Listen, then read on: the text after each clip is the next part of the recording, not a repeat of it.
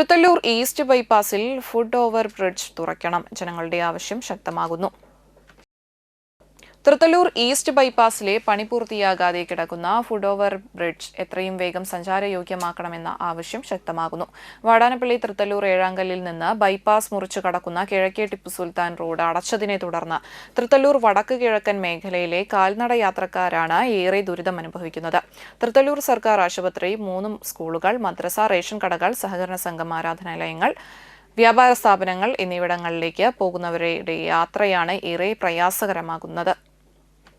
ചേലോട്, മണപ്പാട്, ഉപ്പുപടന പ്രദേശങ്ങളിലെ ജനങ്ങളുടെ യാത്രാ സൗകര്യം ലക്ഷ്യമിട്ട് നിർമ്മാണം ആരംഭിച്ച ഫുട് ഓവർ ബ്രിഡ്ജിന്റെ പണി ഉടൻ പൂർത്തിയാക്കി പൊതുജനങ്ങൾക്ക് തുറന്നുകൊടുക്കണമെന്ന് തൃത്തല്ലൂർ ഈസ്റ്റ് പൗരസംരക്ഷണ സമിതി ഭാരവാഹികളായ ഖാദർ ചേലോട്, ജയതിലകൻ ചാളിപ്പാട്ട്, സുരേഷ് തച്ചപ്പുളി എന്നിവർ പഞ്ചായത്ത് പ്രസിഡന്റിനും വാർഡ് അംഗത്തിനും ദേശീയപാത കരാർ കമ്പനിയുടെ പ്രൊജക്ട് മാനേജർക്കും ദേശീയപാത അധികൃതർക്കും നൽകിയ നിവേദനത്തിൽ ആവശ്യപ്പെട്ടു.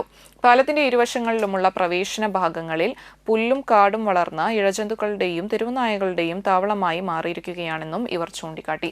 ഫുട് ഓവർ ബ്രിഡ്ജിന്റെ നിർമ്മാണം പൂർത്തിയാക്കും മുമ്പ് ദേശീയപാത 66 ബൈപ്പാസ് ഗതാഗതത്തിനായി തുറന്നതിനാൽ അമിതവേഗത്തിൽ സഞ്ചരിക്കുന്ന വാഹനങ്ങൾക്കിടയിലൂടെ കാൽനട യാത്രക്കാർ ഡിവൈഡർ ചാടിക്കടക്കേണ്ട സാഹചര്യമാണുള്ളത്. ഇത് വലിയ അപകടങ്ങൾക്കും ദുരന്തങ്ങൾക്കും ഇടയാക്കാൻ സാധ്യതയുള്ളതിനാൽ അടിയന്തര നടപടി സ്വീകരിക്കണമെന്ന് പൗരസംരക്ഷണ സമിതി ആവശ്യപ്പെട്ടു.